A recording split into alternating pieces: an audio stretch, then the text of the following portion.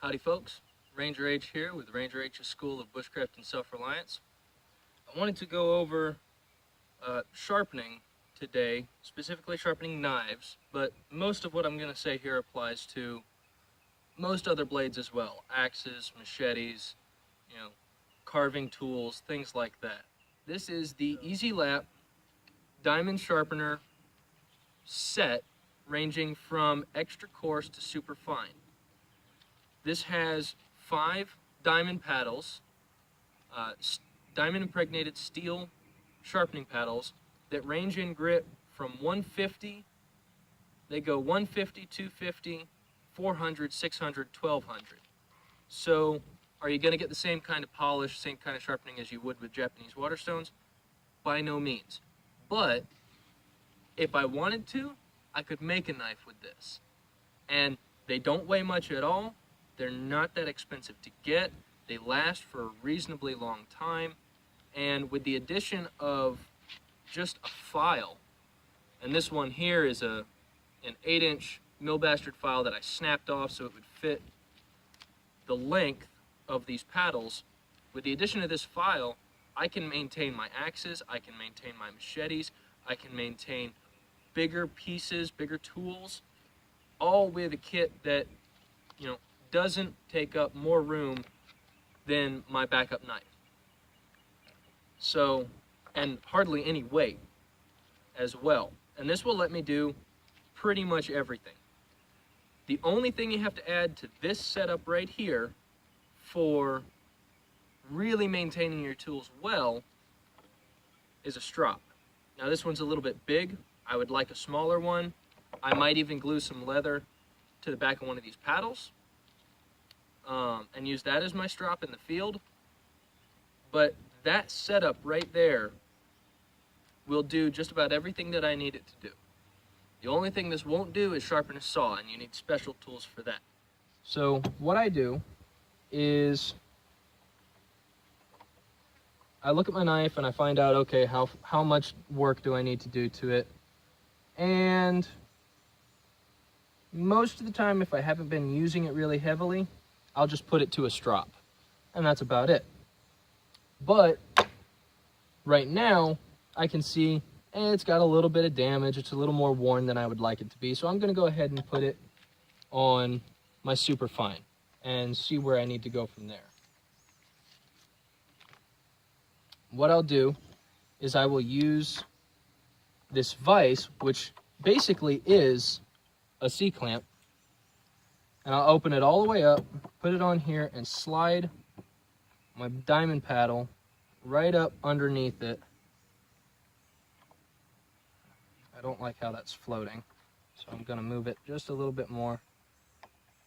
Make sure it's got some good support, and then lock it down. Just like that. Alrighty. So, here I've got my diamond paddle locked to the table with my vise, using it as a C-clamp. That way this doesn't move around. And people will tell you, some people will say you can use these as is. Some people will say you should add water or some other kind of lubrication. I've used them both ways, and I find that at the very least, the superfine stone must have lubrication. The other ones, depending upon what you're doing, you can get away without it, but it's still better to have. So I've just got some water here, and I'll rub that into the face. Make sure I've got myself a good puddle of water on there to float the metal particles. And what I'll do, I use a fairly standard system, fairly standard method. I lay the face flat on the stone, like so, rock it forward until the bevel is flat on the stone, and then I'll do my strokes there. And the first thing that I do is I just do a few strokes right here, back and forth, to get this first portion of the blade, because that's the part that's the hardest to get and is usually forgotten, but also the most important for carving.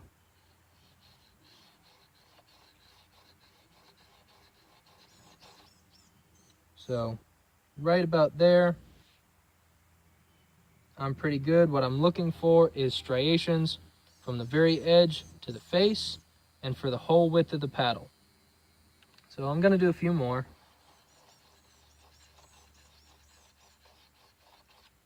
So right there, I'm at a total of 16, and that's looking pretty good.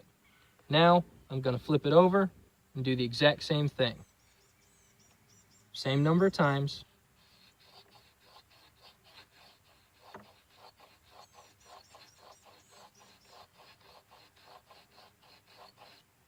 All right, so I did 16 on the first side, 16 on the second. I'm gonna do a couple more just because I didn't quite get the whole bevel there. Right there, that's perfect. All right. Now, again, I want to make sure I've got plenty of water on here. Now I'm going to do the exact same thing, but I'm going to do the whole blade. And what I'll usually do about 8 strokes on one side, 8 strokes on the other side, and see where I need to go from there, if I need to do more. And then once I'm finished, once I've done the same number of strokes on both sides, I'll do strokes alternating to clean up the edge, take away any wire edge or anything like that, and just clean it up. So right here, 1, 2, 3, 4, 5, 6, 7, 8. Okay, and again, I'm looking for the same thing, striations all the way across, the whole length, which I pretty much have. Might do 1 or 2 more. 1, 2. Okay, so now I'm at 10, and that's perfect. Alrighty. Now I do the same thing on the other bevel. So having that side down, make sure I've got plenty of water. And you'll notice that I'm holding the blade with my index right here on this side of this part of the bevel, and my other fingers on this part of the bevel. And that's so I can feel all the way across the angle that I'm at. When I flip it over, I'll use my thumb. So I'll put my control hand thumb here, my offhand thumb there, and that lets me feel the edge a bit more and get even pressure all the way across.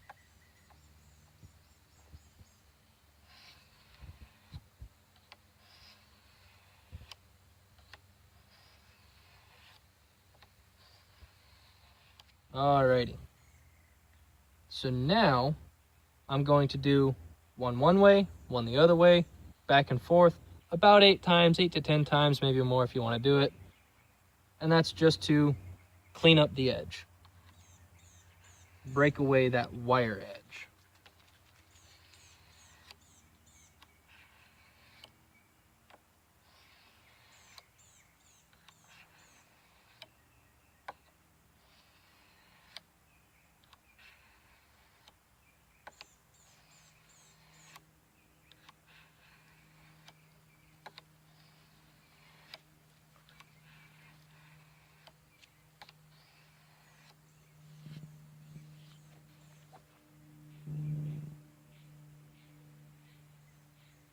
Alright, and that looks about good. Now what I do, safe my knife for a moment, and I am done with this stone. So the last thing I want to do with it is clean it off, make sure there's no steel particles left on it, make sure there's no water left on it, because it is a steel plate, it will rust away. So rinse it off.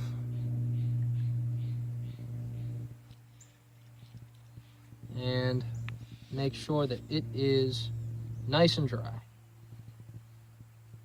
and totally clean. And now I take that, put it away. I'm done with that.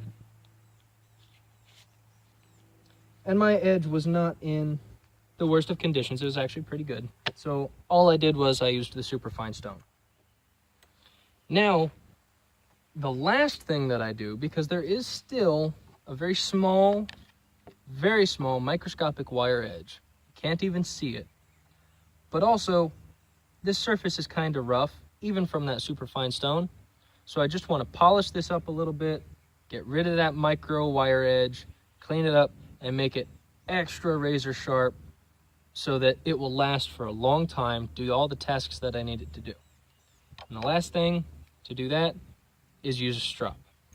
And this is why I like the vise. You could still do this with the C-clamp, but I find that the vise is more convenient. So I'll take my strap here, and you can see it's just a piece of leather glued to a piece of wood.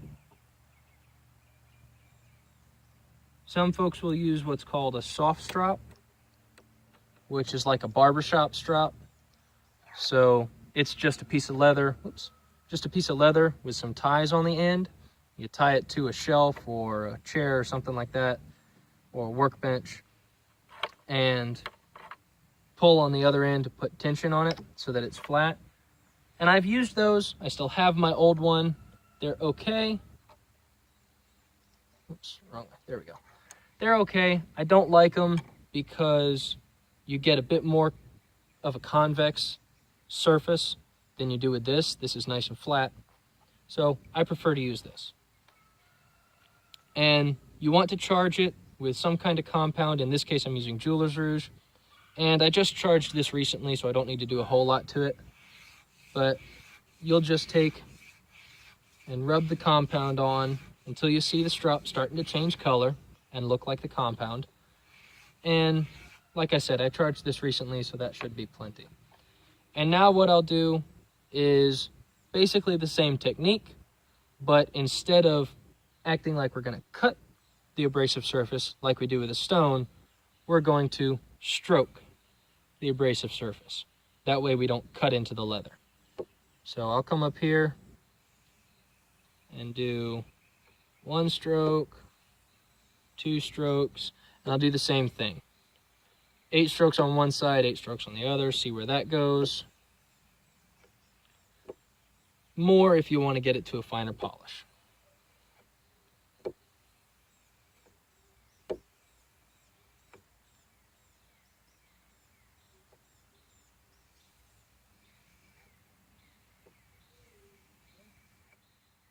And now I'll do alternating again.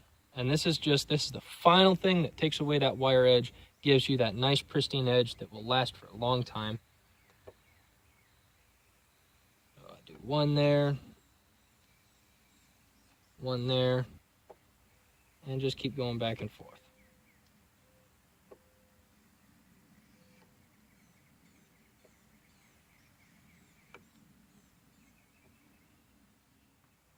Alrighty folks, well that is just a short overview of how I use the Easy Lap diamond paddle system for general maintenance of my tools.